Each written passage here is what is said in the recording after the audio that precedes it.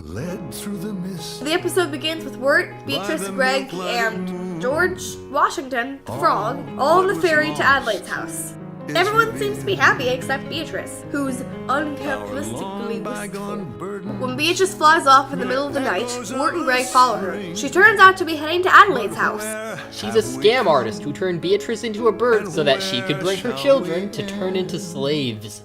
The Adelaide situation is solved, but it looks like Wirt feels that Beatrice betrayed his trust. Pretend.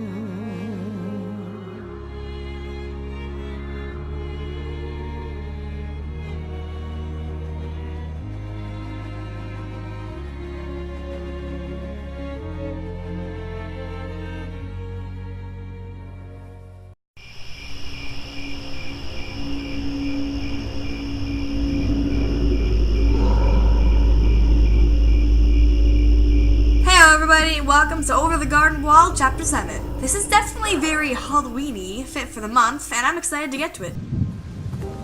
As Wirt tries to convince himself that he doesn't need Beatrice with him, it starts to rain, and after a brief run-in with the woodsman, they discover an old, abandoned-looking house and decide to stay there. The music in this scene is really pretty, by the way. So, as Wirt and Greg roam about the house, they come across a basket full of black turtles. As they ponder as to why, a very pale girl walks in, saying something about her aunt. After Wirt and Greg reassure her that they aren't burglars, thanks a lot, Greg. We're burglars! She tells them to hide because Auntie Whispers is coming. They do, and it turns out that Auntie Whispers is a really big, ugly, monstrous woman.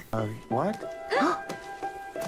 That same instrument from episode 6 is back, and it sets a really creepy tone for the scene. Auntie Whispers is trying to make sure that no children have entered her home, that way no one will be devoured. And when you couple her strange appearance, her ominous words, and her being voiced by a man, it makes for a very unusual few minutes. Also, she has this bell that she rings that causes Lorna, the girl, to get that creepy white eyes look and do whatever she says. So, Lorna gets back to work, Auntie Whispers going upstairs to sleep. Wirt and Greg climb out of the basket, and Wirt decides that he is going to help Lorna escape. The two of them do the remaining chores together, and Wirt quite obviously thinks that Lorna is cute. Boy, is he gonna be in for quite the surprise later on. Oh yeah, in case that spoiler warning at the beginning didn't warn you, we're totally spoiling the twist in this episode. And all things considered, I might as well say it now.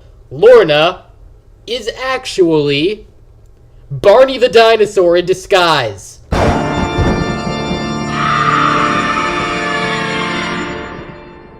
I'm sorry to ruin it so soon. Oh, and it looks like Wirt did have a love song in him after all. Where are you going? It's a few episodes late, but okay. Like ships upon a winding river. Like ships upon. Like ships. So, Wirt, Lorna, and Greg, in an attempt to get away from Auntie Whispers, lock themselves in a closet. Then, plot twist, it was actually the girl who was going to kill them and eat them! Oh, for some reason I thought that old lady was the people eater. But it was Lorna all along. And yes, all of the dialogue in this episode still makes sense once you know the twist. It's really clever. Also, I'm calling it. In about 10 years or so, this moment is going to go down as one of those classic childhood scare moments. I'm telling you, 2010's kids are going to be freaking out about this. Just you wait. So Wirt and Greg use the bell, which apparently the frog ate, in order to force the spirit to leave Lorna's body forever. Happy ever after, Lorna stays with Auntie Whispers, and everything is a-okay. So let me get this straight. It was this easy to get rid of that evil spirit. It literally only took shaking a bell and saying 10 words. But yet, it never occurred to Auntie Whispers to do the single most obvious thing ever. Really, though. Anyway, I really enjoyed this episode. As always, the backgrounds and music and animation are phenomenal, and I particularly enjoyed this one because the twist was so unexpected, and Lorna looks so cool, possessed by that ghost. I'm not even sorry for liking her like that, because it was awesome. They did some really cool things with the audio there, too.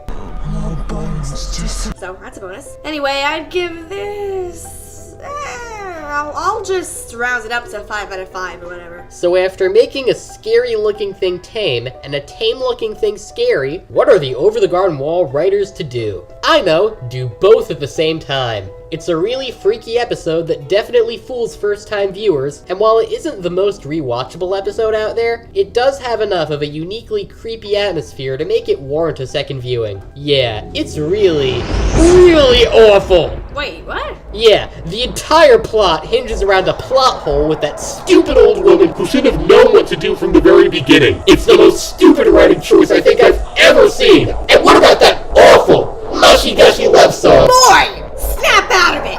I'll smack you so hard the spirit will be wishing that it was still in Lorna!